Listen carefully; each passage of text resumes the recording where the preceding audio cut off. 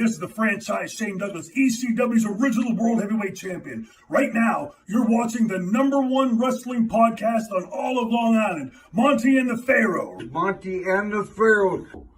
Monte and the Pharaoh. The Monte and Pharaoh Show. And you're watching the Monte and Pharaoh Show. Monte and the Pharaoh. With Monte and the Pharaoh. Monte and the Pharaoh. Monte and the Pharaoh. Monte and the Pharaoh. Monte and the Pharaoh. Monte and the Pharaoh. Monte and the Pharaoh. Monte and Pharaoh. Monte and the Pharaoh. And Monte and the Pharaoh. Oh, is it Monte and the Pharaoh? Monte and Pharaoh. The Monte and the Pharaoh Show. Monte and the Pharaoh. To the Monte and the Pharaoh show. And it's Monte and the Pharaoh, baby. Monte and the Pharaoh. With Monte and the Pharaoh. Monte and the Pharaoh.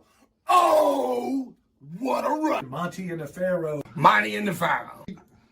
Hey, cut the fucking music. When you want the best in professional wrestling, Long Island, there's only one place you're going to get it, right here. Monte and the Pharaoh. Now, that's not just the coolest, and that's not just the best. That, my friends, is just incredible. Monte and the Pharaoh. You've got the future Hall of Famers, Outrocker, Marty Jannetty, MJ in the house, and I'm sitting here with two more future Hall of Famers, Monte and the Pharaoh. We're doing that stuff and we gonna rock it.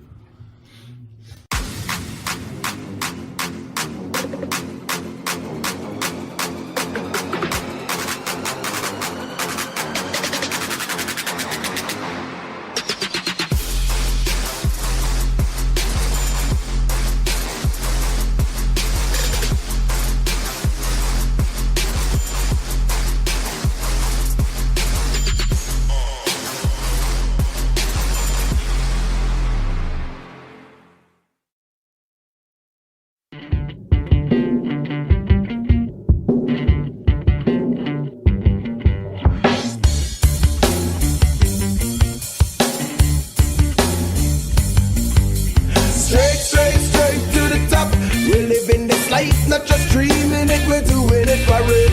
Straight to the top. Working hard every day just to leave out that tower.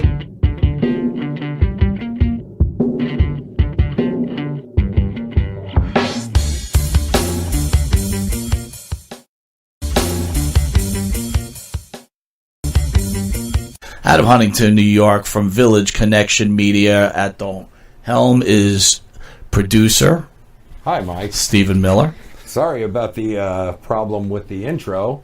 And we've got our art director in studio. Jeff, how are you, buddy? Doing good, man. How you? Good, hanging in there. Throat's a little hoarse, but, just getting over a cold. No intro. Had a little problem with the intro. We're having a tough day today, Mike.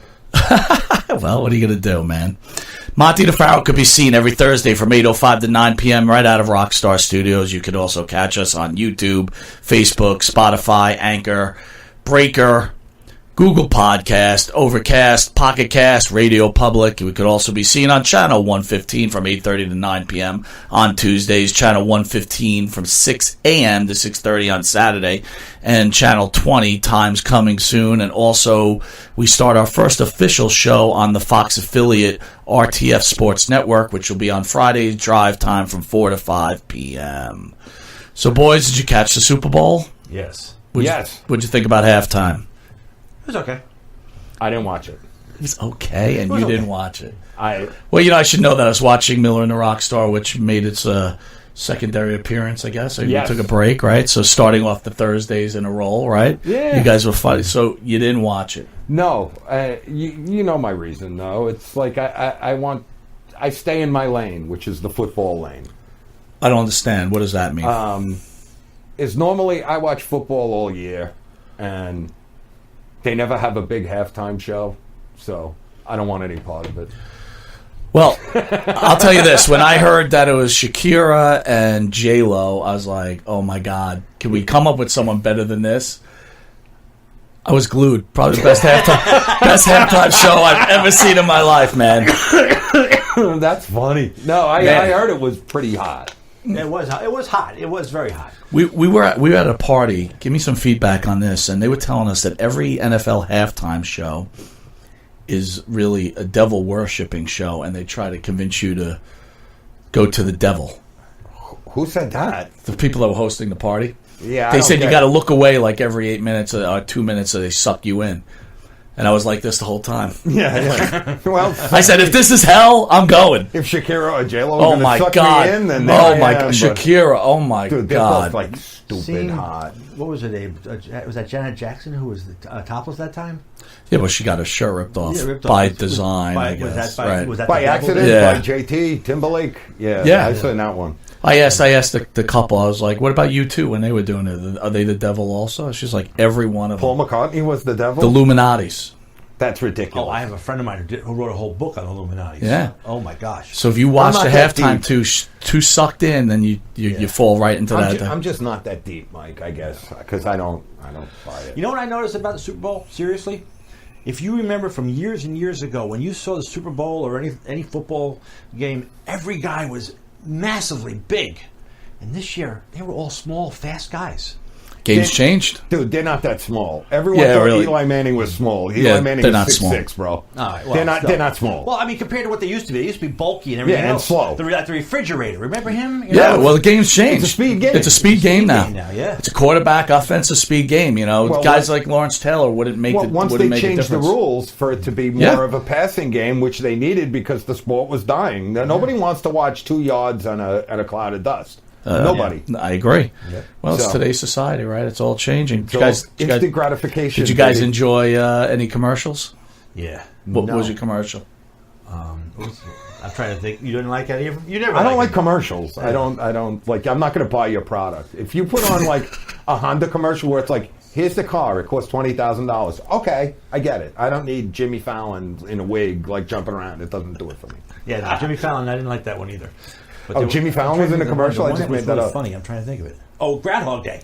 That was pretty good. That was pretty good. That was all right, actually. It was all right. Yeah, that was the one that was all right. You know, it's funny. Everybody's expectations are so high now, so it's like all these commercials suck. It's like, come on, give it a break. Well, already. that's what bugs me about the Super Bowl is I'm like you. I watch football every week of the year. Yeah, right. And I'm like, wait, I got to be at a party where I got people going, shush, there's a commercial on. What? Like, I don't want it. Yeah, but you know what? I got to be honest. At halftime, I was like, shush. Told my wife, shut the fuck up. Shakira's shaking her ass. I got to tell you, man, they could have done a lot worse than those two. Oh, my. A lot worse. I saw it. Best halftime show in the history of halftime shows. End of story. I boycott it because I watch something else, and then I'm like, you missed out, pal. No, well, I watched it on YouTube Okay. later on because I was like, What, I like 2 in the morning? Yeah.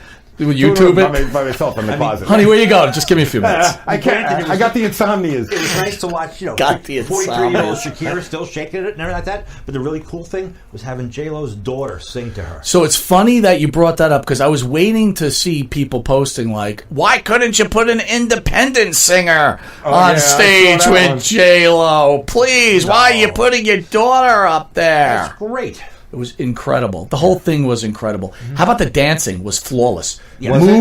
Flawless. Move for move. Yeah. That, my friends, was a halftime show. And live, because last year, didn't they have part of it being pre-recorded? Yep, I think so. This time it was all live. I got to be honest with you. I didn't really pay much attention to most of these nowadays halftime shows. Yeah. You know, if I see Pitbull one more time, it's one time too many, right? It's like I was so afraid. Like I think the odds were 400 to 1 Pitbull was going to come on stage.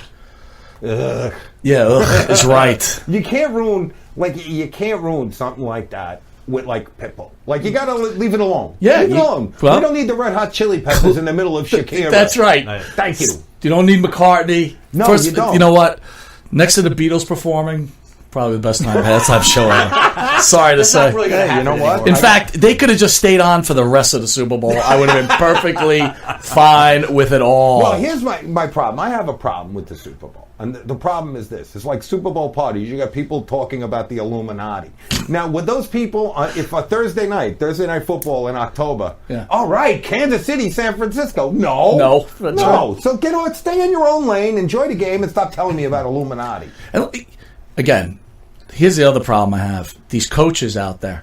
Why do they got to be the smartest people on the field? It's like, holy cow, dude, you're going to win the game. Just run the ball. Run the clock. I was like, what are you doing passing the ball? What about the guy, he's down 11 points. There's a minute and 10 left. And the coach of the 49ers is calling timeout. And it's like, Dick, What are you doing? You have no chance. Because he's angry because he should have ran the ball when he was up by 8 points or whatever it was. Winner. I'm like, why can't I be there? See, You know what I'm saying? The best thing in my party was near the very end. It was like 0-3 or something like that, and the guy next to me is like, "I got it! I got the pool! I'm going to get the big money!" And then the guy runs. He stands up like, "No, no!" That's why gambling is bad. That's why they call it gambling. That's why they call you gambling. I want to recognize the theme song for Monte the Pharaoh, sung by our own Aqua Cherry. If you want to get Aqua Cherry's music, which the theme song is straight to the top, you can catch Aqua Cherry at aquacherryband.com. You can get their music on Spotify, Reverb Nation, and where music is sold. Chad White is the lead singer, and the secondary, I don't want to say backup singer. What is a singer that's on the... It would be the co-lead singer, I guess. So co-lead singer. Yeah, I mean, if they... Guest singer?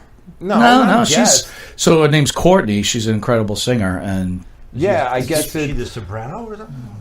I don't know. She's pretty good looking, though. She's got a nice voice, too. She's got a great voice. Kidding me? Please. That's a really good band, Aqua Dude, Cherry. they are really good. I really think they're going to make it. Like, when I mean make it, like... Yeah, make you know it what I mean by make it? Yeah. Well, today radio plays radio play, right? I don't even think there's anything with radio play, right? Everybody's on whatever, so... Yeah. But, I think the big time now is, as far as radio play, would be Sirius. If you get onto one of the biggest stations on Sirius, you're doing well. Yeah.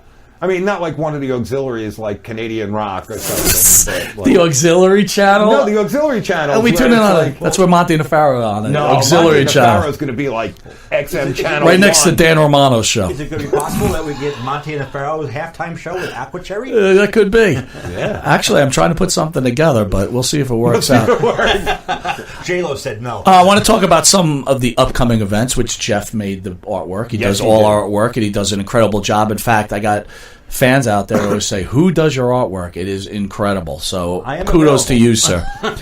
Yep, and your ad is on our commercial breaks. Anyway, February 29th, we have the Warlord from one half of Powers of Pain. You guys know anything about the Warlord? Yes, scary. He's a scary dude. Scary guy. Scary guy.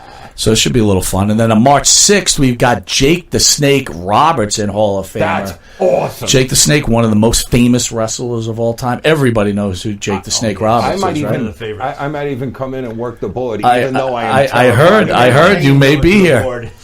Even though I am terrified of animals. And then we're at the big event with Tony Atlas and Sonny Beach, both WWE superstars. Where is that? That's in LaGuardia. You should come. Come by. That's why I'm asking. They got a really big event this year, man. They're going all out. You got Undertaker's there. Really? Braun Strowman is there. Oh man! Wow.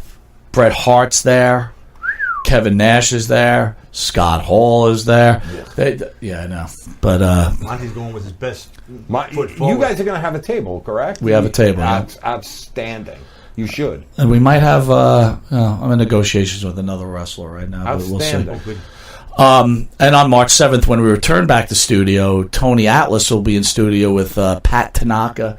Pat Tanaka was part of the Orient Express back in the day. We're going to do a Rocky Johnson tribute show. First, it was supposed to be an interview between the two, but Mr. Johnson unfortunately passed away. And we're going to do a little tribute show. Nice.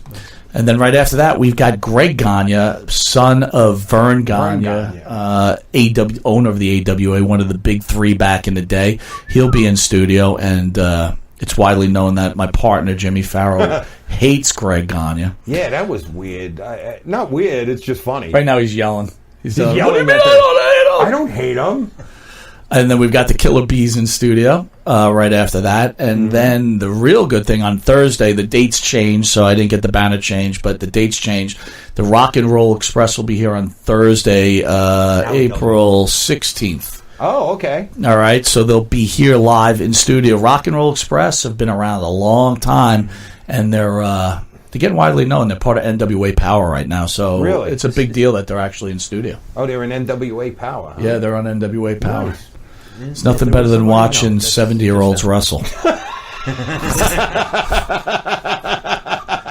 get him next. Okay. If anyone notices, Mr. Pharaoh is not next to me, and no, everybody, he didn't quit this time. It's all good. Jimmy had a death in the family, and I just want to say we're thinking about you, Jimmy. Yes, our sincerest condolences And to the Pharaohs. he'll be back. He'll be back next week. Also want to send out a prayer to a friend of the show, Mr. Bill Pierce, on the loss of his uncle. Bill Pierce, part of Simply Splendid. With Bobby C. With Bobby C. And Bill was also a WWE wrestler. Yes, he was. So anyway, our prayers to both these gentlemen. You know, life can get tough. So, you know. Family comes first. Family first. That's right. Always. With that, we're going to take a quick commercial break.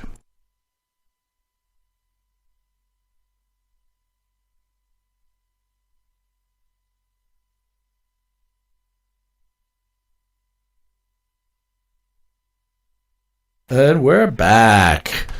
All right, guys.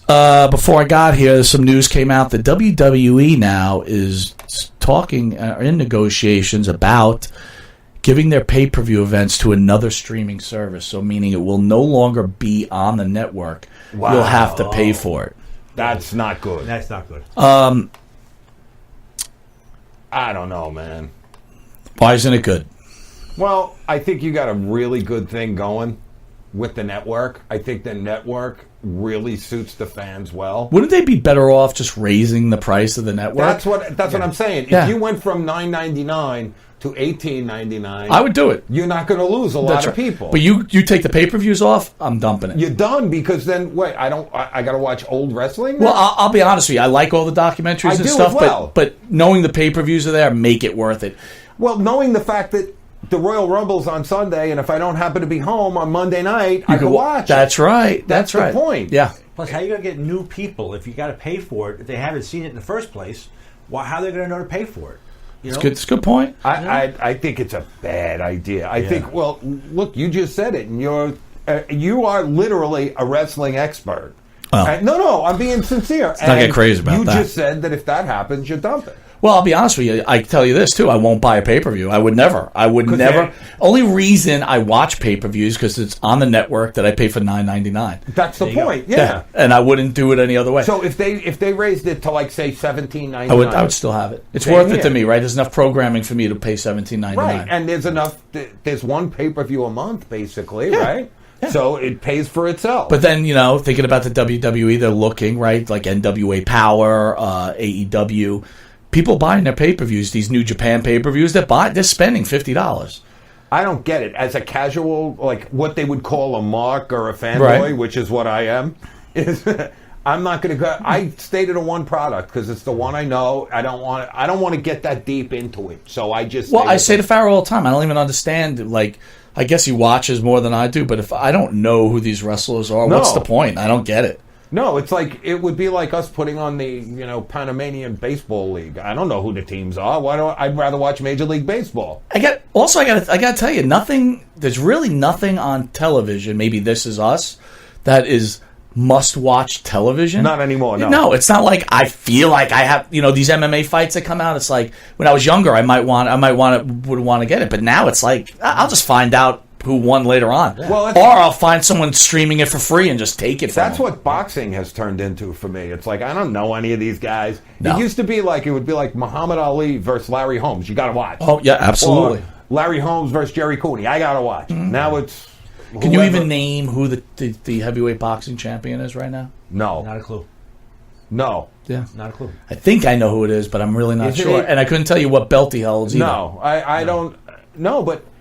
I don't know, getting back to what you're saying, I think them taking pay-per-view off would lose so many people. I think it would lose a ton of people. Me and you are two of them. Oh, yeah. And like I said, you're a wrestling guy. Could you imagine paying $50 a pop once a month for a WWE pay-per-view? How about $20 a pop? No. If it's how much is it to go to the stadium? A lot. More than that? What do you mean, to go to a wrestling match? To a wrestling match. I mean, what's the lowest priced seats? It's strange. In fact, I'll tell you this, Jeff. I've already said it. I'll never go to another live wrestling match again because they're annoying. The fans are annoying. With the signs. The signs. Yeah. They walk around with their belts. I don't know. It's just like I'm too old. I'm just like, I guess I've become that guy. It's like I don't want to. No, but I can understand it when someone has a sign in your face. Yeah, it's like I want to watch the match. Or the better thing is, Back in the day, you would sit down. Like, I always sat on the floor. You sit in the seat. You don't have to. Look, you get up when you're excited, and you sit back down. Yeah. Basketball, baseball, football, same thing. Yeah. These wrestling fans, they stand the whole time. And they're not even watching. They're on their phones. You know, what are you doing filming on your phone, the entrance of The Undertaker? What are you going to watch that in your bed at midnight? I mean, what are you doing with that? I heard that Billy Joel at one of his last concerts at the Garden that he performed, that he said, I'd like to take you guys back to the 80s. Can you all do me a favor and put your phones away and enjoy the song? Nice. And let's have a good time like we did in 1980 or whatever. That has got to be infuriating. Someone standing there with the phone up. Absolutely. Come on, and again, dude. You're gonna video Billy Joel singing, and you'll post it because you want to show off. And after that, what are you doing with it? Yeah, you want to show off. Look, I went to the Billy Joel concert. Yeah, you and 28 billion other people. Now, if I go to a luxury box at the Jet game and Mandy Rose happens to be there and she wants to hang out, my friend. That's a whole nother. Then you get your camera out. Dude, someone said, "Oh, you're just showing off." I was backstage and. Fuck yeah, I was showing off. At Tommy James's birthday concert, right? Yeah. And he called out all his special guests, like the guys from The Sopranos, and I'm like, hey, I'm going to go too. And I sang Moni Moni with like 800 other people in front of 20,000 people. And I was like, I'm showing off now. Then why not? Because I earned that spot, obviously, with all my hit records. Well, you know. Well, hey. Well, guys, Donald Trump acquitted, right? I'm over it. Not according to Nancy Pelosi. Well, she said he was impeached. He was impeached. But he was acquitted. He was acquitted. He was impeached. Impeached and removal are two separate things. Exactly. Once you're impeached forever. Oh, okay. In fact, I would tell you, just like regular law, if you're going to force an impeachment, whoever's responsible for forcing our impeachment should have to be held responsible, and something should happen to that person. Agreed. Right. You know, it's frivolous. It's frivolous, and it's a waste of taxpayer people's money. When you know, here's the bill. No, I agree with Mike. When you know the outcome, and the outcome's going to be acquittal, and you knew it. You weren't going to get a majority of senators. If this country changed the way you sue people wouldn't be suing as often. Like, if there was going to be some kind of retribution paid if you lose your case, people would think like, maybe I'm not going to do this. Right. The same thing, you put the president through this, you're making us look stupid at this point.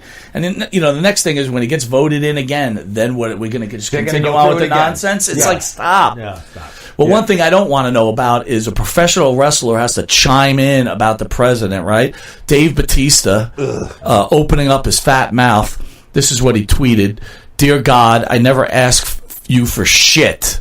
I'm begging. That's classy. Please, God, please, let there be a debate between Senator Sanders and Donald Trump. Please, please. Let President Dum Dum stand there by himself and be exposed and humiliated by a decent man. I'll settle for an impeachment. That's grown up calling President Dum Dum. Yeah. Thoughts on that?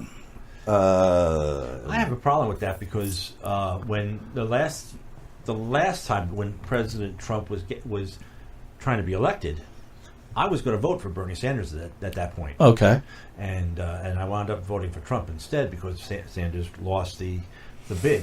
So now if he wins the bid, I don't know what I'm going to do. There's nothing wrong with that, though. That's your choice. That's your choice. Yeah. But, I think De Niro was on the Grammys. I don't know if it was the Grammys or Golden Globes. It was Golden Globes. And, he was talking about, like, how people say that actors, athletes, they should keep their political agenda to the side because they have a lot of influence. Yeah. So De Niro, who Jim is not a fan of anymore, I don't think any less of the guy, but he's basically said this. He has to use it because he has more power to make change, and he wants to make his statement. What are your thoughts about that? Person saying, "Hey, look, you've got a lot more power than me, so now you're going to influence people to think your way. You should shut up." And he is De Niro that right, and I want to influence people. I don't think you should shut up the needle a little bit by standing up and going, "He's a scumbag. He's a scum." It's like, okay, now. Give me something. Right. Stop just repeating yourself. It becomes pablum. It becomes. How about the fact that the president was voted in by the majority of the people, right? And I don't stop with the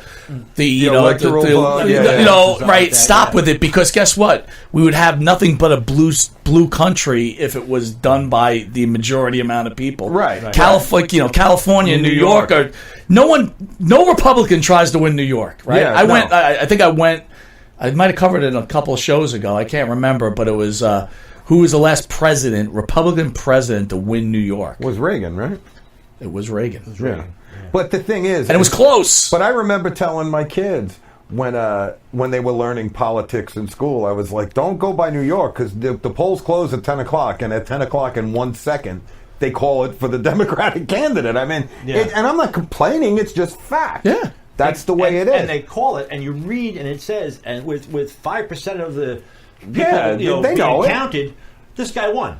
They know it. 5%. That's why you'll never see a Republican candidate do any campaigning in New York. Why no, bother? They don't. They don't. They go. That's can't why afford to. a little political knowledge. That's why they go to something called the swing states. Well, swing state means that it's an open state that they don't know who's going to win. It's not driven. That's how Trump won in 2016 when Hillary Clinton was doing her 2-night victory lap in Brooklyn and Philadelphia. He was going between the Carolinas to That's right. Wisconsin to Pennsylvania and not Philadelphia, which he knew he wasn't going to get. Right. He was going to the coal mining town. And you would think that Trump would have an advantage in New York, and he was smart enough to realize he still wasn't going to win it, no matter what he did here. No, they knew, and he didn't do California either. Why bother? All right, so let's bring it back to wrestling, guys. Yes. I know you don't watch AEW much, right? But they had something on last night where Cody Rhodes had to take 10 lashes from MJF.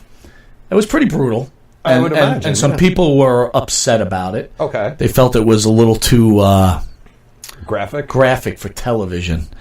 And I'm thinking to myself, what happened to the days when I was watching wrestling, right, with Sergeant Slaughter against Pat Patterson? That's right. When they were whipping each other to death and all the, the Abdullah the Butcher and the Bruiser Brody matches that went on. Bloody and brutal and grotesque. Picking up a metal chair and no, I mean they were back. No, that was the least of it with Brody and Abdullah. Oh my God, yeah, they were bloody wrecks. But they did a really good job last night. But the one thing I want to talk about, there's a serious wrestling broadcast called Busted Open Radio. It's very popular, and it's the radio host is Dave LaGreca. So LaGreca tries to get into this Twitter war with this guy MJF, and MJF basically says that he's going to ejaculate on LaGreca's wife's face. Ooh, so supposedly he's LaGreca's very angry and he wants something done about it. And MJF calls up anyway. Long story short, obviously it was a work, in my opinion. Yeah. But people started, this is a nationwide program where a lot of people are calling in. People started talking about they're going to kill MJF. And now you hear LaGreca backing off going, all right, we're not looking for that type of stuff. I understand that you're standing. I'll say you're scared. But anyway, someone out of the crowd attacked MJF last night. And the rumor has it that it was LaGreca. But all I'm going to say this. If it is Dave LaGreca, give it up because it's the worst angle I ever saw. Just give it up. It's terrible. Bad, right? It's just bad, dude. And, can I just address something for a second, what you said? If people are so offended, change the channel. Yeah, sure. Change the channel. Are we that Puritan? Are we going back to that where if, you got to take it off the air, blah, blah, blah, yada, yada. I just don't understand why everybody has to have an opinion about something. Going back to the halftime show, it's like people complaining it was too sexual. Stop. What?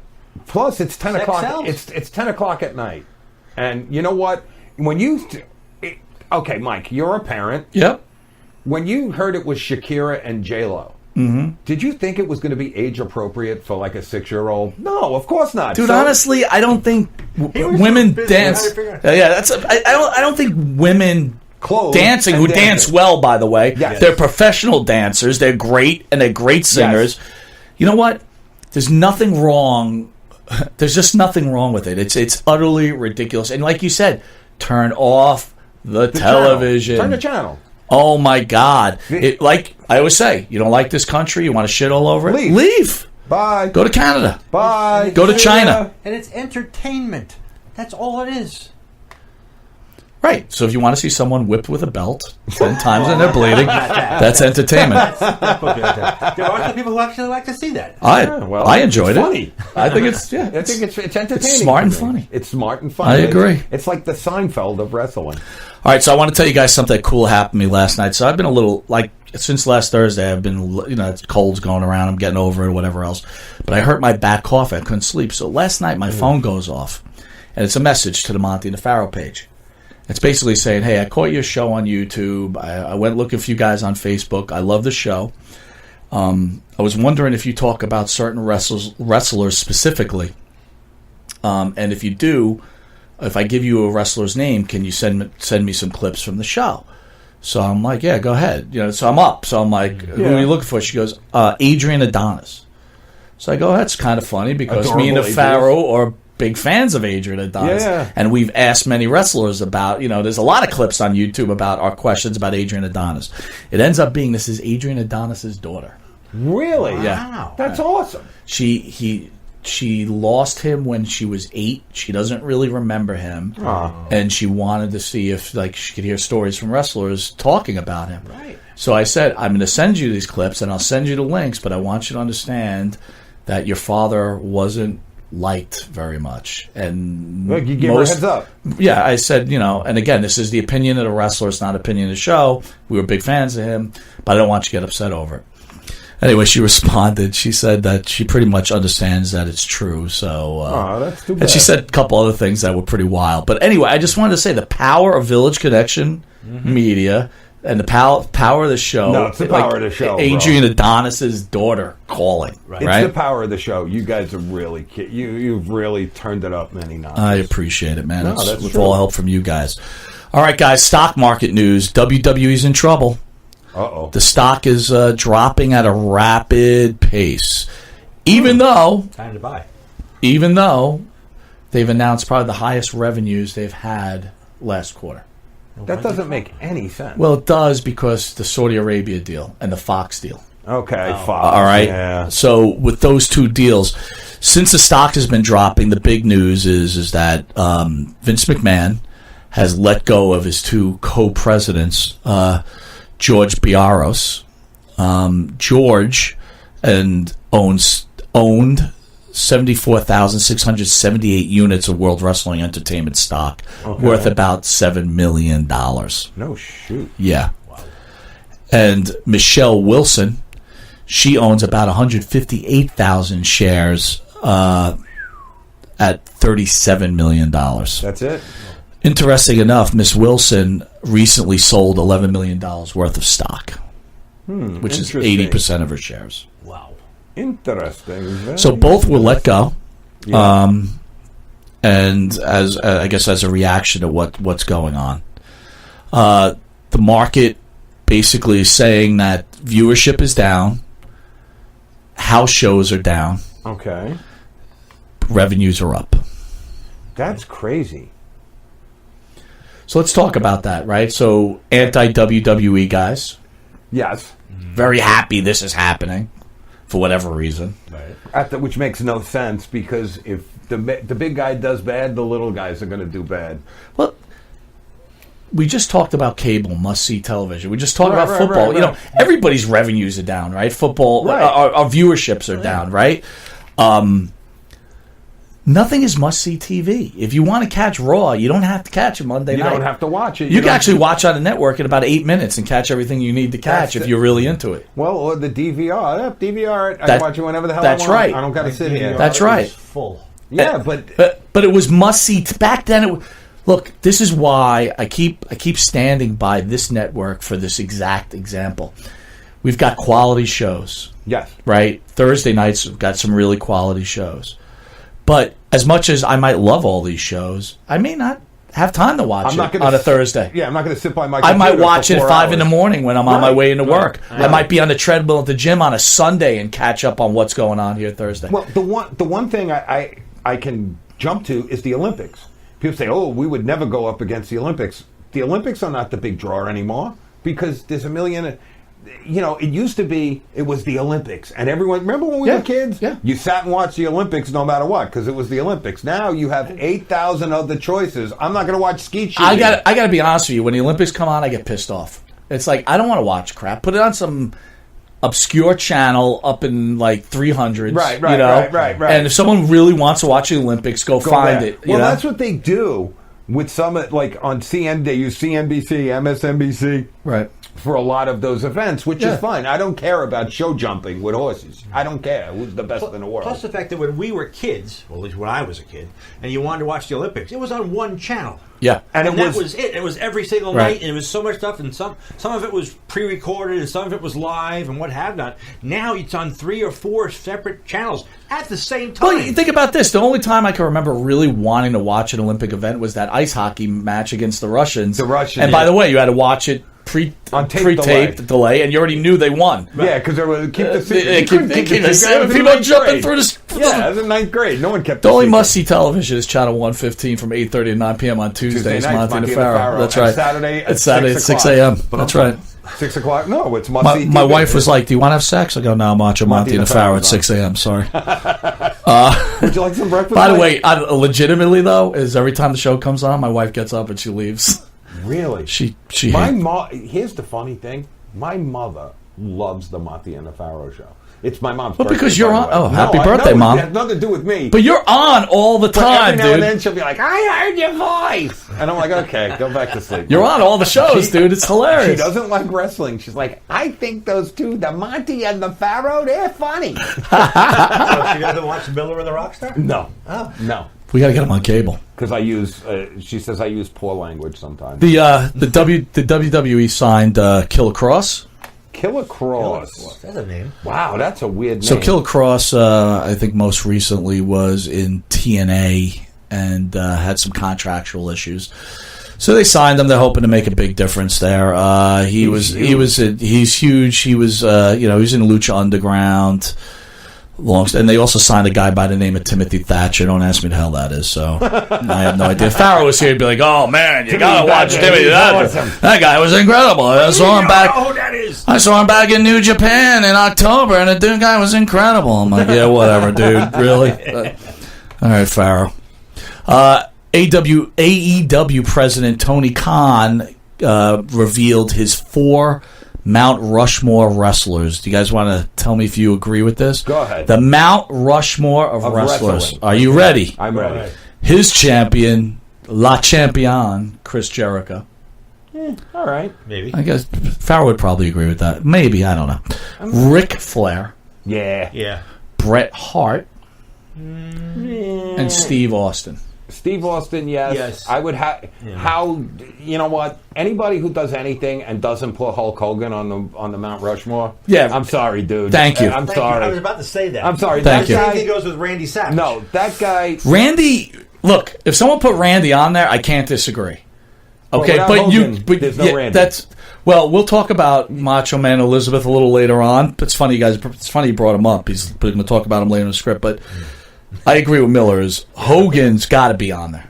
Yes. End of story. Yes. Period. Without End of story. Hogan, wrestling is not what it is. And, I'm sorry. If someone didn't want to put Ric Flair up there, I'm not going to argue it. I could understand not putting Ric Flair up. If someone said Hogan, Undertaker, Rock. Yeah. I agree. You go, oh, yeah, I guess so. And if someone said Hogan, The Rock, Austin, and Bruno Sammartino, I could say, there you go. You can't argue. Can't argue. Or Andre the Giant. Can't argue. Andre Maybe the we need a Giant. bigger mountain and more heads. Andre trying to get stiffed, man. Andre He does. gets He gets stiffed. He was very big. He not big just stature wise, but he He's huge. just he was bigger than big. I still liked him in The Princess Bride.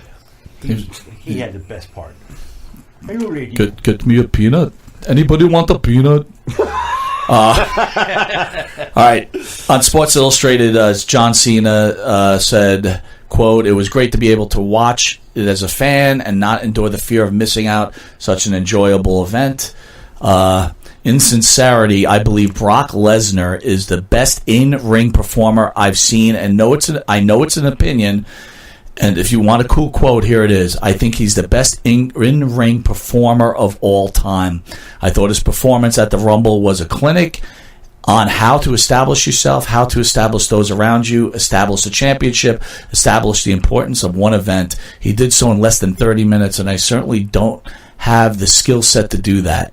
It was awesome to be able to see the masterclassman put a clinic on what to do and how to do it, and I was really impressed at the Rumble." Wow. That's a long quote. Quite an endorsement. Thoughts on that? I don't think he's wrong. I mean, a lot of the wrestlers out there are saying Lesnar's great, but he's not the greatest of all time. I could see that, but Lesnar, let's see. Does he go on the Mount Rushmore? If someone said Not Lesnar's yet. on Mount, Not see? yet. So then you don't think he's the greatest. No, but I agree with something that Cena said, which is the fact that the guy captivates an audience. He captivates the audience. He That's is the big key. time. Big time. Thank you. And you said a couple of weeks ago, remember when you were going through who's got it? He's got it. He don't even speak, and he's got it. Our main man Joey out there saying Adrian Adonis was a great talent. Adrian was a great talent. Yeah. All right, we're going to go to a quick commercial break. But, Jeff, this is the first time being on the show. We're going to, after the commercial break, we're going to go to my favorite part, which is called the most annoying pro wrestling experts. And usually I read a quote, but we're going to play a video. All right. Oh, boy. And once the video is done, I want you all to weigh in on it because I got to tell you something. Anyway, let's do a commercial break. Do I have to go around the back here? You could just listen, I think.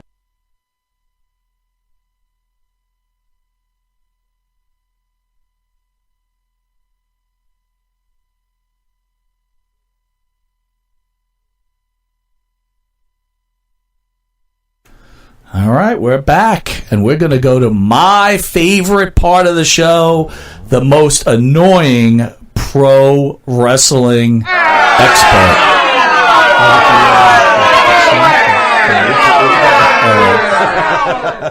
We're still live. All right, so we're gonna go to this video. Now we're gonna go to the annoying video. Hold on 1 second. All right. Can you play it out? It's Mike Messier. I just want It's to going out onto the give some people are hearing it. Oh, good. I'll put it on so unsolicited you but can hear it. heartfelt advice to another New Englander, John Cena. Yes, John Cena. You may not remember me, but you and I have met a few times. One time we met, I had a very large storyline, wrestling storyline, and I asked you if you would take it and see if you could help me out, get that to the proper people at WWE, take a look at it yourself. And you said you would. You said you'd definitely get it to the right people. A few weeks later, I got a phone call from Mohegan Sun Arena. Mohegan Sun was where I handed you this storyline. I believe you were the United States champion at the time. This was some time ago. And I got a phone call from a 207 area code. My little heart went aflutter because I thought it was the WWE calling me to tell me that they were so fascinated by my storyline that John Cena, the U.S. champion, handed them and built me up and all that stuff. But actually the 207 was from Mohegan Sun itself. The head of janitorial services at Mohegan Sun told me that my giant storyline appeared in a trash bin in one of the hotel rooms and that he saw my name on it. It looked very important. And, for what it's worth, the janitorial service guy thought it was important, John. Apparently you didn't. So my storyline never quite reached the headquarters of WWE.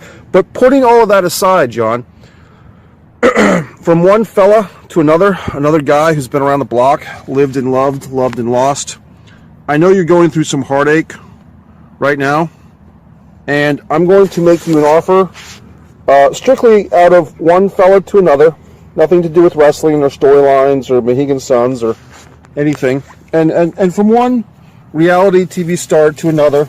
As people know, I'm the host of Messier Mantra, my interview show, the Pro Wrestling Rants on YouTube, all the things that I'm up to, and people love me and adore me, and Vince Russo interviewing me and my IMDb rating going up 89,365 ranks in 1 week. The Manor, a feature film that I co-wrote, actually lead wrote, and co-starred in, and some might say did quite well in, being released this week. So I have some things going on, John, but from one fellow to another, look, this is what I'm going to do, okay? At your thumbs up, I will meet you halfway. I will meet you in a Hooters in, let's say, Charlotte, North Carolina. We will meet. I will buy you a chicken sandwich, and we will discuss women. We will discuss life, film, wrestling if you want. Just men meeting, discussing things. I have some advice I can give you. I don't want to, take the time right now on the internet, but There you go. You're back. I can't anymore. All right. I can't, dude. What the hell, bro? All right, so weigh in. You guys heard it. Tell me your thoughts. Well, as one man to another.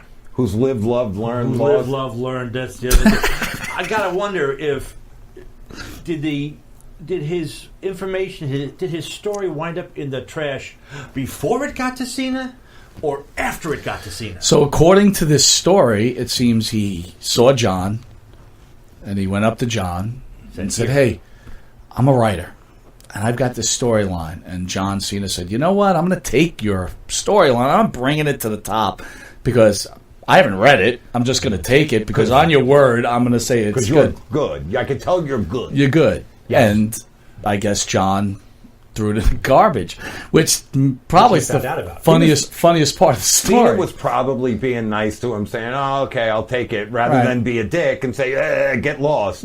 That's a good point right there. That's what he did. So do you think, would you be upset No. if that you found out that your shit was thrown in the garbage? No, first of all, I wouldn't walk up to a wrestler and say, "Look at my storyline. I'm smart." That would be like me as a writer walking up to Random House. "Oh, here's my book. Here's my book, President of Random House. Yeah. Here, publish it." Listen, I got to give him credit because to me it's a very funny story. I mean, could you imagine your phone is ringing, you gave someone famous your story. Yes. Your phone is ringing, you're like, "This is it. Cena bought it. They're gonna do it." "Hi, this is a janitorial service. Hi, this is Stash from the Hilton. I can't. We found your script in the garbage. Oh my God! I read your stuff. I read your stuff. Oh my God! No, but think about it. Like, well, where do you get your balls? It smells like to bananas. think like that would be like me and you, like, "Hey, you know what? We got a good idea for a Bray Wyatt angle. Let's drive up to Connecticut and walk in and go, I'd like to see Vince. Vince, please. I'd like to see Triple H. He's not expecting me, but send me right up." There's a reason why the people under them are called the gatekeepers. Yeah. And don't let them in. So the fact that he even got it into Cena's hands, he should consider that a win. Even That's if the guy funny. That is, you know what, Jeff? That's right. It is a win that he actually got it to Cena. But then on the other hand, It's a loss. But do you think people are out of line to put someone in that kind of situation? Like, absolutely. You know, John Cena's a human being, right? He's like, "Oh, here's this guy.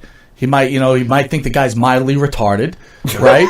And he can be like, "Oh, now I got to take this fucking guy's script." You know, I knew a guy whose brother was an all-pro linebacker for the Lions, and he's playing in the Pro Bowl, and it's a situation like that. He's like, "We go out with a bunch of us." Now, I heard the story secondhand. I didn't hear it from him. Okay. His brother's telling me the story. It's like, "We go out in Honolulu," and he goes, "You have all these fans, like we're at a bar, and they're sending over drinks." And it's like, I don't want to hang out with them. They're like 40-year-old guys. Right. So if I accept the drink, I got to hang out with them. That's right. If I turn down the drink, I'm a dick. It's a tough situation. So he's like, "You know what we did?" I'm like, "No, what did he do?" And he's like, "They went back to the hotel, which was for the NFL, and just sat by the pool and had a couple of beers." Makes all sense in the world. It's a bad situation that Cena was in. So there's two lines of thinking. Yes, it's sir. like, why do people feel like they have the right to put pressure on someone like that? Anyway, it's like you said, there's proper channels, right? You go to the People are WWE, nervy. you go. Listen, it's widely known, right? I've got friends in the WWE, right? I don't call them. "Hey, I got this idea. I got this show, and help me out. Yeah. No, but it's about a fat guy and a lunatic. But that's a gentleman who says, like, "I'm not going to impose on my friends with my shit." Yeah. Like, I don't think Pharaoh's that fat. Oh, I was talking about myself. No, the lunatic is Pharaoh. No, but there are, I know. I think some people are also delusional that they sit in their living rooms and think, "Oh, I could do better than that. I got a better idea than Well, that." honestly, the guy, listen, I do know the guy. He's very articulate, very smart guy. Yeah, okay. He's one of the many movie makers we've run across. Everybody's a movie maker, everybody's an actor, I get it. But listen, more talented than I am, for sure. My only point is that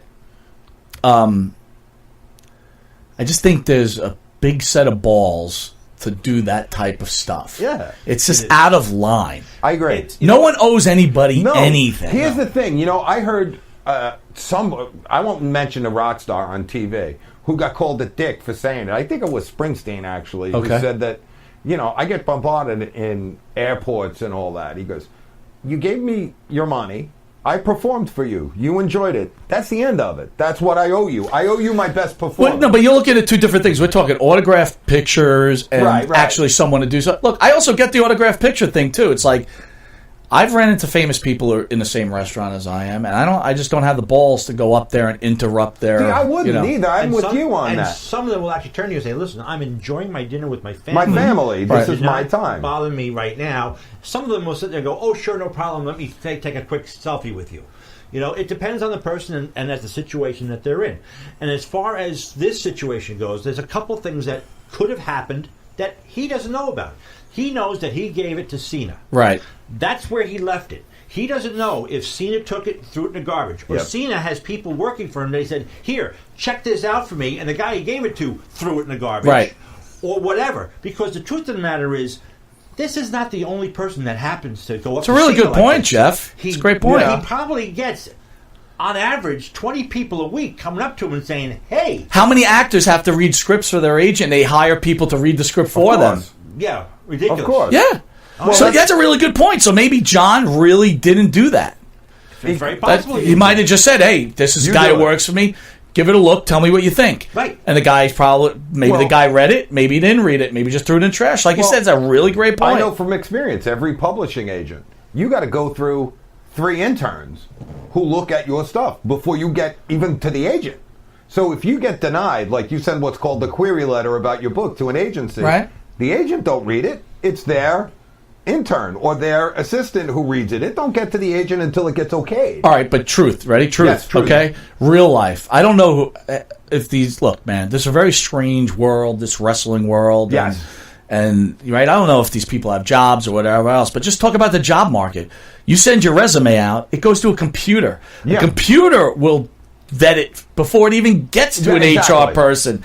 So it's like, this is the real world, and it's like no one owes you anything. No. And guess what? If you're meant to be a writer for the WWE, you'll be a writer for the WWE. That's it. If it's not in the cards, you're not going to be one. You know what? Nobody goes through, unless you're related to somebody there, nobody jumps the 5 hurdles. You don't go to the front of the line just because you happen to see John Cena in the airport. What about J-Lo's kid? She got to perform. You know but J-Lo's kid. But J-Lo's kid is J-Lo. That's right. Sorry. If people are bitter about that, too bad. Because who am I going to do? Like, let me ask you, if you had the choice of hiring my kid or your kid the same age for your company, you're going to hire your kid. Bro, you know what? To be honest with you, you could ask my daughter. This is a true story. I fired her. She worked for me, and I fired her. Okay. I got fired by my father. Did you? Yeah. My daughter throws that in my face all the time. Yeah. Oh, but she wasn't performing. Okay, now that's another thing. But I'm saying initially, if your daughter's got the same education level as mine and they're competing for the same job. Listen, bro, and I tell the guys who work for me all the time, it's not always about what you know, it's who you know. It's who you know. It's who you know. But that's not. But that's the way it's been in time and that's the way it should be. And it's the way it should be. You know what? If you're a dick or you're arrogant or you're fucking crazy making YouTube videos, yes. No one's gonna fucking hire you. You're fucking out of your mind. Or maybe Cena's assistant looked him up on YouTube and said this guy's a whack job. Yeah. Great point. I don't want him working in the office. I don't want him in here. Maybe they said this dude's brilliant, but he's out of his fucking gourd. He obviously can't work with others, and we need input from everybody, not just one whack job. But you're bringing that up about YouTube. Am I wrong? I don't know this guy at all. Let me tell you something about YouTube. You can have your own YouTube channel. Yes. You can make your own stuff and publish it up there. And just like Monte and the Pharaoh is seen by the daughter of a famous wrestler, somebody out there is watching these YouTube videos, and if you do something the right way, you're going to get noticed. Look at Justin Bieber. He became famous through his YouTube videos. Yep. And he made it. But he's one out of 50 million people who have tried it. But you got to try it. Listen, but that's the problem with today's society, right? For every Justin Bieber or Billie Eilish, right? Yeah. There's a million other ones trying the same thing, and it doesn't fly. No. You know what? Listen. You do the best you can, and the way the cards lay, they lay, and this is all you can do. Well, you know what? I also think that people don't want to work hard. Of course not. I think it's like, it's very easy to go do a YouTube. I'm going to jump. Shoot. No, but with this guy with Cena, I'm going to jump the 10 hurdles. Everyone else got to jump 10 hurdles to even get in the door. Not me. I'm just walking around the hurdles. And use this station is simple, right? So again, since I've been in this little world, or it's a big world now. Yes. Is everybody wants a radio show. Everybody wants a television show, right? Yeah. But this is a professional studio, right? I say it all the time. It's pay to play, right? You want to do a show here? It's professional, right? You want sponsors. Right. You want this type of stuff. Right. This is what you have to do. But all these people that want to make it, that like you're saying, no, they'll just get a camera from Best Buy for $48, throw it in front of them, and they'll do it in their basement with their pal, and they think someone's going to cross YouTube and go, wow, these guys are brilliant. Yeah. I haven't seen anything like them since Wayne's World. Right. No, but it's the whole jump in the thing, and I don't mean to. Dude, there's this guy Don Tony, right? He's been doing this shit for 20-something years, right? He did like hotlines. He's doing pro wrestling stuff. The guy thinks he's God. Right. He's a fucking insurance salesman in Brooklyn. Right. And he's 50 years old. Right. It's like, give it a break. Yeah, you're nothing. So, yeah, really. Listen, I say Hello? On a personal level, I have a book out. It's doing well. But that's real. But it's real. And I went through every step of the thing. I can't tell you how many times I got rejected where it's like, okay, they want something else. And then you latch on. Or I shouldn't say like a leech or whatever, but hold on. You jump onto the right position. Hold on. Let's give the book a pop, right? No, that's not what it's about. But the point of the matter is it's a singer of a famous band who hired a real writer, a professional writer, and not his friend. No. Hey, could you write my book for me? And I'm gonna self-publish it, and someone's gonna buy millions of copies of it because my life is so exciting. Right? No, it's not. No, it's not. No, and it's like you're fucking making YouTube videos in your basement. Right. At least thank you for saying that, because you guys.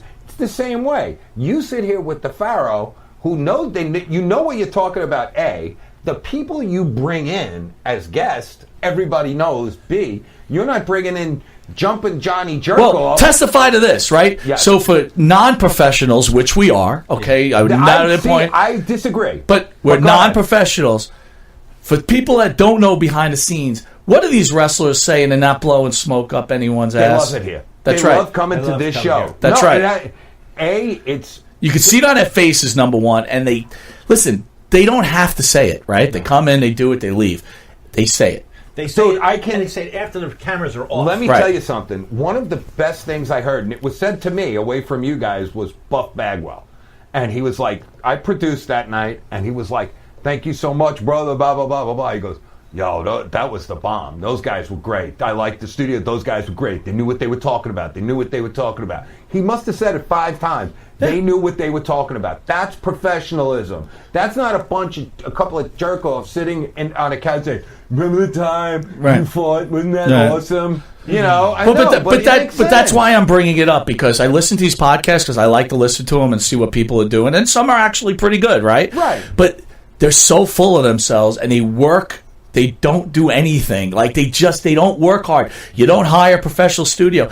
They don't go hustling for sponsors, right? And try to give their sponsors something back for what they're giving them. So it's like the reality of, they sit there and talk about how great their show is and how many downloads they got or whatever else. No, the reality of it is, man, I've got guys that have been interviewed by thousands and thousands of reporters through their entire life. Right. And when they turn around and say, quote, this is the best interview I've ever been on. It's not just one guy. Larry Zabisco. Just like 10 guys. And I don't sit here and go, oh, by the way, this is what happened. But it's like, I'm so tired of it. Do some work. You know what? And I'm not blowing your horn. I'm not throwing roses. I'm being honest. No. The amount of work that you guys put into your show is fantastic. I appreciate that. No. It's meant as truth. I wouldn't say it. It's like, it's polished. We might have a technical problem or whatever. Shit, no, that happens. Listen, I never took a class. I'm learning on the fly too. Right. But I'm trying to be professional. But these guys walk in. You guys walk in, and you got it knocked. Boom, boom, and you know what the other thing too is, the partner here is so passionate about what he's talking about. Oh yeah. But he's super passionate, and it's real. And it's exactly. He's not. There's not an agenda like these other guys. No. They want to be the smartest guy in the room. They want to act like they know everything. Yeah, damn right. You could probably name every Japanese wrestler out that had no fucking clue. I don't know. Right? I don't watch it. I don't know what to tell you. Right? I couldn't. Let me tell you something. Wrestling's different now. These guys could be walking down the street. I wouldn't know who the hell they were. Right. Okay?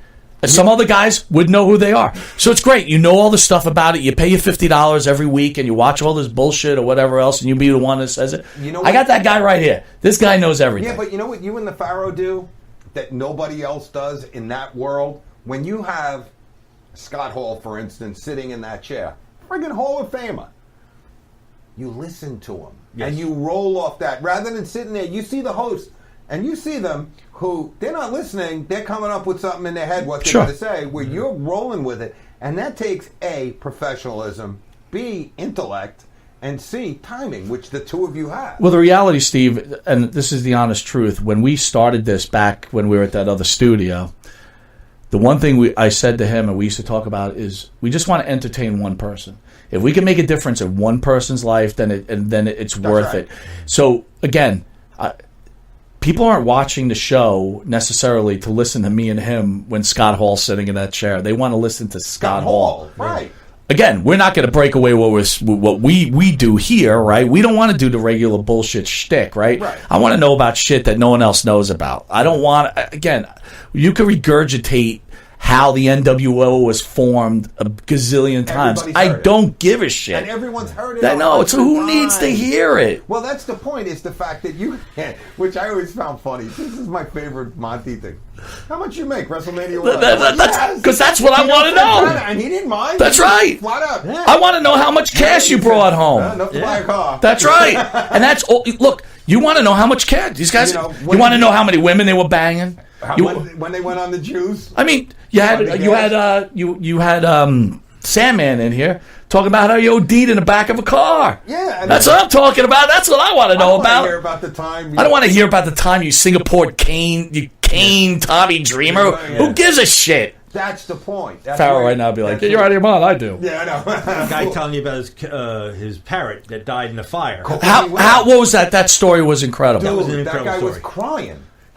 How about Butch Reed talking about Junkyard Dog? Butch Reed sitting here crying. Well, Barry Windham talking about Mike Graham who shot himself in the head. Barry Windham, damn it. I do remember. You could see these guys. I tell them all the time. You see them. They forget where they are because they're thinking about their lives. Yeah, the mask comes off. Yeah. The show stops and it becomes reality. Well, anyway, I want to thank Mike Messier for that wonderful video. Is that who that was? That was wasn't Mark Messier. Mike Messier. Oh, okay. All right, we're running out of time, so I'm going to run through this pretty quick, okay? Former WWE powerhouse Ryback has taken to Twitter and requested Vince McMahon, Triple H, and the WWE company to sever all ties with the big guy, and allow him to have his trademark back. Oh, dear. Thoughts on that? There's something about that does ring for me, like, throw the guy a bone. Throw the guy a bone. Let him have his trademark. What's it going to kill you if he goes? I mean, I don't know. You just mentioned I'm Milling a Rock Star, superstar Billy Graham, right? Yes. They threw that guy 80 bones, and he just keeps biting them no matter what they do. No, that I agree with. That's the most bitter guy I've ever seen in my life. Literally the most bitter man. And by the way, I saw an old picture. I got pictures of him in my room. I was a fan of his. That guy was built like a brick shithouse. He was, and he worked out with Arnold Schwarzenegger. That was his big. So you say throw the guy a bone? Just let him have his name back. And you know what? If he's a dick and does like the superstar Billy Graham shit, then you learn your lesson again. But I don't think that's a big deal. I don't know. I don't know. We might disagree on that, but I don't think it's. I don't know. Part of me feels like, you know what? You own it. You made the name Ryback, meaning the WWE. Mm-hmm. I don't owe you anything. I paid you your paycheck. Yeah, and he gave him the number that he asked to pay for it. That's it. So pay it. Yeah, give me $200,000. You can have your fucking name back. I would say, hey Vince, how about 100? Come on, let's meet in the middle somewhere or whatever. Yeah. But you know what? I am so sick, and I know you're going to agree with me, of Vince McMahon haters, where it's like, oh, Vince McMahon, he's a billionaire. So what? So what? He built something that. It drives me nuts. Listen, again, I want to see those same people that are sick of Vince McMahon. I want to see how much they donate to charities every year. Yeah. That's what. Give me your taxes. I want to see what you're doing. You know what I would do if I was McMahon? This I'd do. You want your name back? Okay. Guess what? Any residual from the network you get when anyone looks at your videos is now mine. Yeah. You get no residuals. You get zero You sign royalties. out your residuals, have your name back. Yeah. See how quick Ryback goes now. I agree. Keep the name. All I can tell you about the McMahon family, what I know from personal experience, is someone that was very close to me went to a private college in Connecticut. And the McMahon family, one of the buildings is named after Linda McMahon. One of the dining halls is called Linda's.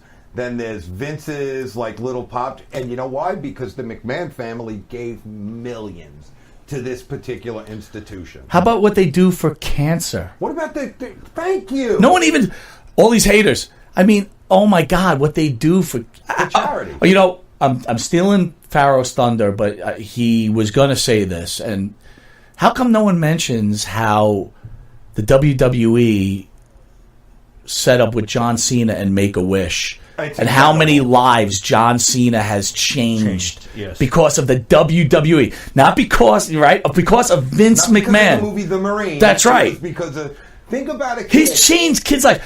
Kids are on their deathbed or marching towards heaven, and they get a moment with John Cena that changed the ending of their life. Yeah. Think about a poor kid. Now, I've had cancer, and I was in my 50s. Right. And it's a beast. Sure. So think about a 10-year-old who's suffering through that, who for one day gets to go behind the scenes, gets the first-class treatment, WWE, John Cena, and I'm sure all the other guys come out and do their shtick or whatever. Think about the impact on that kid. On that one kid. Like you That's said, right. if I entertain one person, and they do thousands of them. So people talk about Saudi Arabia and the blood money that the WWE, they keep on saying blood money. Yeah. You know what they do with that blood money? They help Americans. They come in and they help kids in need. They give the charity. It's like, you know what? I'm going to say this. Shame on people who keep saying this nonsense. You should be ashamed of yourself, and you should be embarrassed of yourself for even saying the things you say about Vincent Kennedy McMahon. Yeah. Okay? He made millionaires out of wrestlers that, if it wasn't for him, would still be working the indies in Ridgewood, New Jersey. And you know what? The truth is, if you made millions in the 80s and you blew it on blow and chicks, that's right. That's on you. That's not. Yeah, but you know what? The wrestling expert goes, "Oh, you always got to bring that up. Why do you got to bring it?" Yeah, well, it's true. It's valid. It's a valid argument. I mean, the wrestling expert. You don't even get me started on that guy this week. Don't even. It's like MC Hammer, millions of dollars. Now he's a pauper. He blew it. That's he blew it. It's on him. It's on him. Nobody else did it. I agree with you, Mike. 1,000,000%. Steve, I'm going to jump ahead a little bit. There's a rumor out there that Rusev and Lana have split in real life. Oh, no. So we've talked about this before, where they have these angles where they put a wrestler with a guy's real wife who was in the wrestling company, and sooner or later they start having an affair, and then all of a sudden they break up. I mean, we could use examples of Chris Benoit and Woman. Right? You ever heard of the name Chris Benoit? Yeah. Chris Benoit was a famous wrestler, ended up killing his family and then killing himself. Yes. You should look it up. She was married to a gentleman by the name of Kevin Sullivan. Kevin Sullivan was a booker and put Benoit with his wife. They ended up having an affair, and she left Sullivan, and so life goes. Jeff Jarrett and Karen Angle, Kurt Angle's wife. There was an angle there where they put those two together, and she left Kurt. Yeah. So the rumor is maybe something's going on with Lashley and Lana. Now they're starting to say maybe it's not true, blah blah blah. But it goes back to the Macho Man. So we've had famous wrestlers in here all talked about. Was this true about Macho Man? Was Randy Savage right for locking Elizabeth away from the boys? And keeping her away. It didn't actually work because she wound up fooling around with Lex Luger, from what I remember. That's right. Yeah, you're right. I mean, and many others, right? The truth of the matter is, I had this, and I'm going to make this personal for a second. Sure. Is when my wife went to Italy years ago. I'm playing softball, and one of my friends was like, "You let your wife go to Italy?" And I'm like, "Well, A, I don't let her go anywhere, and B, well, you know, Italian guy. I'm not saying anything bad about your wife, but you know, Italian guys." And I was like, "Bro, if I don't trust her, it doesn't matter if I go to work in the morning, I go around the corner, she's going to cheat on me." That's so right. The locale doesn't matter, and I don't buy it. So I think if you have to lock your wife in a closet, you got deeper issues than insecurity. I think he must have known what kind of woman she was. Well, I think, first of all, in any kind of relationship, when again, I don't know how long you all have been married, right? But I think, there's certain times it's very hard to be in a long-lasting relationship, and it could be very, very stressful, and, you end up finding someone else that, happens. Right? And think about the pressure of this. I'm going to jump because we've got to get done here, but No, we're good. you're dating Mandy Rose. Okay, I'll use Mandy Rose in it as an example, okay? Could you imagine the pressure of being Mandy Rose's boyfriend? Well, that's an awful lot when you have she could dump you and 8 billion other guys be like, yeah. And meanwhile, every other guy wants to fuck her anyway, right? Well, Right. Yeah, and even your best buddies, unless it's your super best buddy, is going to be like, hey, sorry, Monty, I had a chance. That's I right. had to take it. And, right. And she's got to act like she's willing to go with these other guys so that they stay attracted to her. Yeah. I got to be honest. Yeah, boatload of pressure. I got to be honest, though. The minute a woman would do that to me, I'd be like, okay, go. Yeah. Just go then, because I'm not going to live like this. That would be my Yeah, reaction. but to Jeff's point, though, if their role is to be attractive, okay, perfect example, J-Lo, halftime show, right? She's with A-Rod. But she's shaking her goodies. For everybody. Right? I mean, the dancer, they were actually humping each other on stage. It's part of the show, though. Yeah, but think about... But that's an act. It's an act. It's an act. And A-Rod's got... And A-Rod's A-Rod. 400 million reasons why But she's not again, leaving. you're a regular dude. So Savage is with Elizabeth in a time where they didn't have a lot of women in wrestling. That's right. Gorgeous girl. And what's he going to do? Well, also, I got to be frank with you. It's the kind of people that you consider friends. I have no doubt that I could be going out with anybody. Doesn't matter. And you personally would not make a hit on any girl that I'm dating. Right. Because we're friends. Right. And that's the kind of people you choose to associate with. But, I don't know. Maybe she shouldn't have been with him on the road. Maybe she should have been home. I mean, it's part of the shtick, but, And how hard is it to stay with a guy who every time he speaks sounds like he's constipated? Well, that's kind of hard. Nah, the macho, come on, macho man. Come on, you can't pick on macho. All right, well, let's bring it to that point. Huh? Would Macho Man be as famous as he was if he didn't have Elizabeth, or vice versa? Oh, no, but because the angle that he was like, shut up, initially, shut up, go. I mean, she made him. Yeah, she made him. A lot of people think, when I spoke to Pharaoh about it, he's like, oh, he still would have made it to the top. I don't think so. I think so. You do? I do. Because the truth of the matter is, you just talked about his wife. This is the first I'm hearing of her. I never heard of her before. I just liked, Macho Man for what he did. But you knew him because his name became very prevalent in society. Right. But if that initial move with her never happened, you may not even know that he even existed, or maybe at a smaller... I'm not saying that it wouldn't have happened. Right. All I'm saying is, Hillbilly Jim said it. Oh, yeah. He said that, Artito Santana said it. He said he was okay, great wrestler, but really wasn't getting over in New York to the level he needed to be. And when she came on board, that's when it started to happen. Would Hulk Hogan have been as famous if he hadn't been in Rocky? No. That started all. Everything's got to start somewhere. Yeah. I totally get it. Yeah. That pushed him over the edge. And I also think that helped wrestling in general, too. It helped wrestling because Vince McMahon was smart enough to say, wait a minute, this guy was just in the top grossing movie of the year. We're pushing him to the top. Well, so the story behind it, and Greg Gagne, who's going to be here, we're going to ask him these questions. It's basically like this. Hogan wanted to do Rocky. He was a heel in the WWE. That's right. Vince Sr. let him go because he said, we don't do movies here. Really? Yep. When he did Rocky, he went to the AWA, became super popular, and he started selling T-shirts. They used to do their own thing back then. Okay. Vern wanted all the money for the T-shirts. That's smart. So Hulk said, I'll split it with you. And Vern said, nope, it's all mine. So Jr. contacted Hogan, seeing that Hogan was going to be the next big deal and was going to help him make global takeover. Right. Contacted Hogan, and Hogan then went to the WWE. So Greg Gagne's father, who owned the AWA, totally screwed up his whole organization because it was about him instead of realizing what the future was. Yeah. I did not know that. Oh, yeah. That's wow. What an idiot. Yeah. That's an idiotic move. Yeah. And he was so angry about it, you'll find this out too, and you'll hear from the horse's mouth, probably told better than me, is when Hogan was going to win the belt against the Iron Sheik. Vern Gagne offered the Iron Sheik $10,000 to break his leg to stop it. And Iron Sheik made the decision that he was going to stay with the WWE, and this was the way to go. Wow. And Iron Sheik could have broken Hogan's leg. Iron Sheik was the real.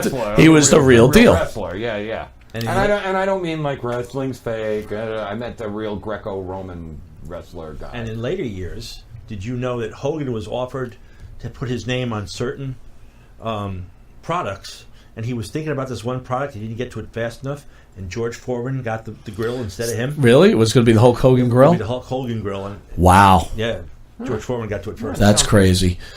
Hottest angle in my is Otis and Mandy. Well, it's actually hilarious because the guy's so brutally ugly. Yeah. It's hysterical. It's a great angle. It is a great angle. So rumor has it what's going to happen is Mandy's going to get involved with Otis. Okay. All right. And Mandy's partner, help me out, I forgot her name already. I kept getting killed. But anyway, one half of Fire and Desire. I'm having a brain freeze. Been up early. No. Anyway, Pharaoh is here to correct me. But anyway. I'm not the Pharaoh, damn it. She's a lesbian, and she's going to get jealous. And then Mandy's going to have to make a decision between her and Otis. Is she hot? She's pretty hot. I want her to be with Mandy Rose. She's so hot. I cannot lie. She is a hot lesbian. Mandy Rose is ridiculously hot. All right, guys, I want to end the show with this. Yesterday, Kirk Douglas passed away. Yes. For the younger fans, could you guys explain who Kirk Douglas was? Spartacus, yes. He was, you know what about Kirk Douglas? I don't think I could name 10 movies he was in. Yep. But Kirk Douglas was a movie star. He was the last of the silver screen movie stars. And Spartacus is one of the most... So everybody mentions Spartacus, and there's a joke in my family. My father's a big Spartacus guy. Uh-huh. I hated Spartacus. Really? The reason I hated Spartacus is because who's the director? Kubrick? Was it Kubrick? Stanley Kubrick. Who's the singer actor, the Italian guy, Tony Curtis? It looks like a friggin' mob guy. Yeah. Like they don't even dress up. It's like it's just so poorly. Yeah. To me, it's poorly done. Well, I just hated it. I don't know. I loved it because it was a big screen thing. But why did you love it? I was a kid when I saw it, and I just was a big thing to see the whole. You know, he was a slave. He was a gladiator. Right. Then he broke free, and he was the leader of this movement. Now, if I remember it right, they hang him on a cross at the end, right? No, they crucify him. Yeah, right. They hang him on a cross. Yeah, they crucify him. It's a hanging, I think. Yeah, so they crucify him on a cross. But I understand why people love that movie. I totally got it. But when I watch it now, like I put it on, I'm like, my father's like, "What's wrong, Spartacus?" And I'll be like, "I can't." You know what it is? You're used to see. We got spoiled by special effects and CGI. Yeah. Well, how about guys actually getting into their role? I mean, nothing. Kirk Douglas, he's Spartacus, and he doesn't have a hair on his face. It's like, oh, what do you shave every day? Come on. And his hair looks like the Pharaoh. It's perfect. Yeah, come on. Wow. I mean, he was also him and Tony Curtis were also in another movie called The Vikings. Yeah. All right, where they were, and in that one, that the joke was that I think Tony Curtis still had his Brooklyn accent. And he couldn't get rid of it. He has it in Spartacus too. It's Spartacus! What are you doing here? Oh, we're in Rome. I was just on 86th Street over here. Like to take you to the castle of my father. Oh my God! Oh, Spartacus! Oh, not the happy Roman. He was gladiator. Oh, Spartacus. That's fucking funny. But Kirk Douglas was a big cowboy. He was in many westerns. He worked with John Wayne. On a number of things. He was in... a little known Once Upon a Time in Hollywood fact, Kirk Douglas was one of the 8 people on the Manson family's hit list that they never got to. Yes. Wow. Yes. Steve McQueen, Frank Sinatra, Tom Jones. McQueen Kirk was on Douglas. that list too? He was number one on the list. He was the one they were going for next. It was McQueen, Sinatra, Tom Jones, Kirk Douglas, Engelbert Humperdinck, Johnny Carson, and I forget the last 2. Wow. I forget at the top of my head, but yes. That's a fun fact. Elizabeth Taylor and Richard Burton. There you wow. go. Boom, boom. And they ended up getting caught. But they ended up killing, what's her name? Sharon Tate. Yeah, Sharon Tate. Yeah. So how does Sharon Tate, was she on the list? It wasn't, right? No. It was the Beach Boy guy, right? No, the house was on the list. Just the house. It was It wasn't even the Beach Boy. It was the Beach Boys producer, who happened to be Doris Day's son, Terry Melcher. Okay. Who turned them down. Who promised Manson a recording contract, then reneged on it. So he had lived in that house. So All right. It was about the house. I'm going to reveal something Pharaoh told me. I've never heard it, and I want an answer. I said Manson's music sucked. Blue Dog. Pharaoh says I'm wrong. There's actually a couple of very good songs. They're not good songs. They are amateur at best. I've listened to them. I did my college thesis on Manson murders. I wish he was here. I'm going to argue with Pharaoh about this next week, but they were terrible. I thought they were terrible. Amateur at best, like a stupid ass. They were stupid ass, like end of the world songs. It was just dog shit. Dog shit. Wait, I think, I could be wrong here. Pharaoh claims that the Beatles took some riffs. No, the Beach Boys. No. The Beach Boys they took riffs from Manson's album? They took a song that was originally titled Cease to Exist. They gave Charles Manson $200 and changed the name to Never Learn Not to Love, which was included on, I believe it's the Sunflower album. Holy cow. I know all this. Like I said, I did my college. Those are some fun facts. Well, with that, we're going to call it a night. I want to thank Jeff, and I want to thank Steve for joining us. And again, I want to remind everybody, you catch Monte and the Pharaoh every Thursday from 8:05 to 9 p.m. only here at Village Connection Media, live out of Rockstar Studios. Also catch us on YouTube, Facebook, Spotify, Anchor, Breaker, Google Podcast, Overcast, and on the new, I don't even know what the hell Periscope is, Fox affiliate RTS Sports Network from 4 to 5 every Friday. And if you want to see us, you can catch us on Channel 115 from 6 a.m. to 6:30 on Saturdays. And then at the primetime show right before This Is Us, Channel 115, 8:30 to 9 p.m. We could have had a conversation about This Is Us tonight. Oh, we could have, but you know what? What? There's one thing I was angry about. That presidential speech interrupted this week's episode. That's not right. They shouldn't do that. You know, pick up, Yeah. By the way, I'm kind of into 2.5 Men reruns right now. I've actually never seen that show. I had never. It is hilarious. I've never seen the it. earlier ones with the kid when he was smaller. Yeah. He had the best lines in that show. With Kutcher, though, it's terrible. No, with Kutcher, it's not so great. No. Yeah. Kutcher. But I highly recommend. Anyway, I want to thank everybody for joining, and hopefully Pharaoh will be back next week, and we'll talk to you then. Replacement for the Pharaoh. Poor Mike. You did great. Stuck with me. All right, I'll talk to you later, guys.